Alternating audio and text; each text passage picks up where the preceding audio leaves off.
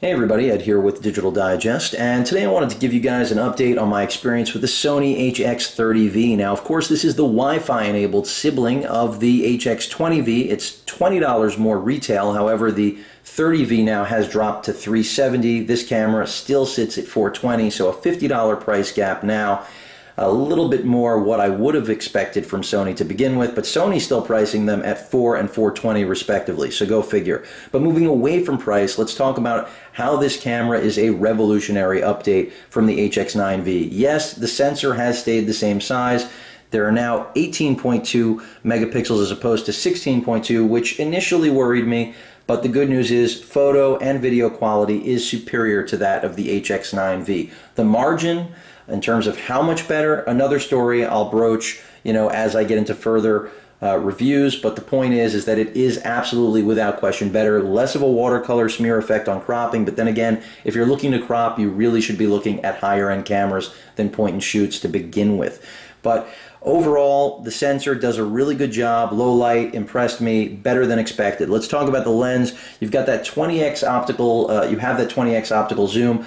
On the HX9V, we had 16x. The 5V, we had 10x. So really, taking steps in the right direction. This is the true successor, by the way, to the 9V. The 10V is not. The 10V only has a 16x lens like the 9V, and it's also basically the budget version of the 30 and 20V. It's the more affordable camera. It does retain that original price point of the HX9V, but the HX9V was the top of the line HX camera, and that's what the 20V and 30V represent. So for those of you wondering which is which, these are, and when I say these, I'm referring to obviously the 30V you're looking at now as well as the 20V. These are the true replacements to the top of the line HX cameras that Sony offers.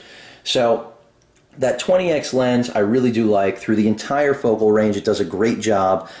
You've also got the added benefit of Sony's 40x clear image zoom, which unlike traditional digital zooms that just magnify, it actually does do a pretty good job at giving you even more, I won't call it focal range because it's not focal range, but zooming capability on your images. But that 20x Sony G lens is just fantastic. The entire camera performs really well. Speed, fantastic. I mean, powering on, image to image, autofocus often beats my NEX7. I say the same thing about the 20V because after all, these cameras are identical. Build quality is superb. Audio recordings, very good, better than the HX9V. I'm going to, again, chalk that up to the build quality. It is superior. Flash performs well. Screen is identical to what is found on the HX9V. That's the one area, no improvement whatsoever. As you can see, thumb grip got a little bit smaller, movie mode button a little less prone to a mispress, this dial up top for your different modes a little bit stiffer, and just the overall design more subdued, more professional looking. GPS improvement, absolutely. Geotagging is definitely faster than the HX9V, as it should be. Also, you've got the added benefit of getting a GPS log now as well. So something you would only usually get out of a dedicated GPS logger, geotagger system, which I did used to carry, now will no longer need to due to these updates, which are pretty, in my opinion, again, revolutionary for the compact ultra zoom point and shoot market.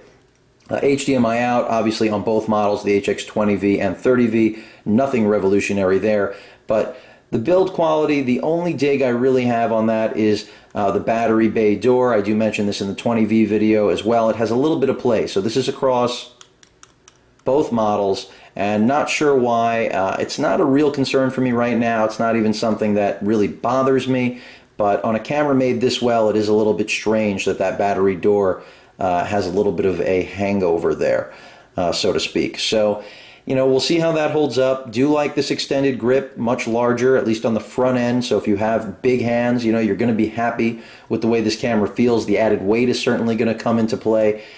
Beyond that, just really have to emphasize on how fast this camera is compared to the HX9V. It's not that the 9V was slow, it's that it was the first of its kind.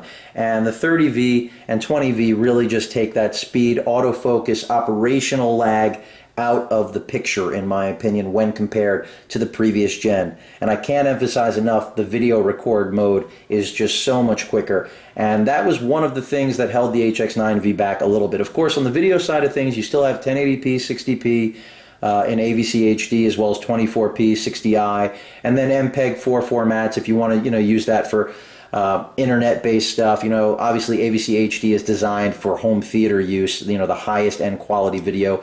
28 megabits is where things top out. The same as the HX9V, but you do have a better sensor here. You will benefit from that. Also, video is going to benefit from the increased 3-point active steady shot image stabilization. That's also going to help you out in your image taking capabilities as well, beyond the optical steady shot that you get. So improved image stabilization over the previous gen found in the HX9V. Also vacant, I'm pretty sure, from the 10V, another element beyond the manual controls that both this and the 20V offer, which are improvements that aren't found on any other HX cameras right now. So that covers all of the basics you need to know about the 30V. Let's talk about, in closing, really the Wi-Fi feature, the thing that really sets it apart from the 20V, and whether or not it's something you're going to want to utilize. Is it worth the extra $50 or $20, depending on who you purchase the camera from?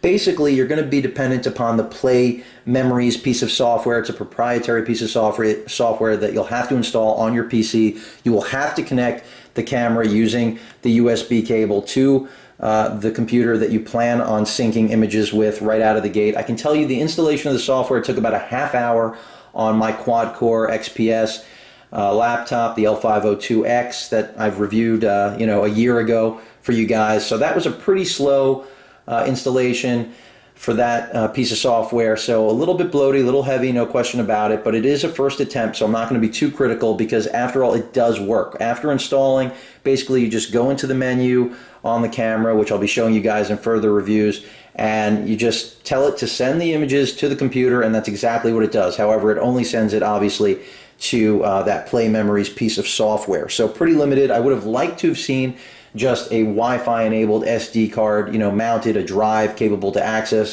drag and drop files. Unfortunately, that isn't the way Sony has designed this. And as far as connecting to other devices like your smartphone or tablet, in those areas you're going to have to directly connect to the camera as the actual connection point, network. The camera will furnish you with a password, and then you'll be able to access the images. So you're not going to be able to do it from your home network like you will with a PC, where you'll be able to just send the images over your network. There you'll actually be relying on a Wi-Fi network set up by the camera. So a little bit tedious, a little rough around the edges. Not what everybody is going to be expecting, but this is a first attempt. I have to emphasize that, folks. Obviously, I'll spend more time with it, try to show you guys more in-depth demonstrations of how well it works. But so far, if your chief goal is just to be able to transfer your images seamlessly without taking the card out of the camera, I can assure you this does work. Anyone who says it doesn't just hasn't done what is necessary. And it is really simple, but it is a little bit time consuming, at least that first connection. Other than that, the only thing I want to mention in closing is that Sony did originally say that a wireless charging accessory was going to be included with this. Of course it was not. I've only seen images of that base in China, assuming, obviously that it is going to be an accessory we can purchase down the road, but it's going to be a pad-style wireless charging system. So for some of you, that may not even be intriguing, but wanted to let you know. No idea on what pricing or availability for that accessory will be, but certainly an interesting concept. Beyond that, the battery life is the only disappointing thing here, and I don't say that because it doesn't live up to my expectations, but they're still using the same battery for a camera system that has evolved to a whole nother level. And basically, I would expect that the next version, 2013 HX top of the lines, are going to require a larger battery in order to get some better performance. But about 300 shots is what I'm seeing on both the 20 and 30V. But that pretty much sums up everything you guys need to know, at least out of the gate, about the 30V. If you guys have any questions or comments, of course, please feel free to post them. And of course, as usual, please feel free to subscribe. Later.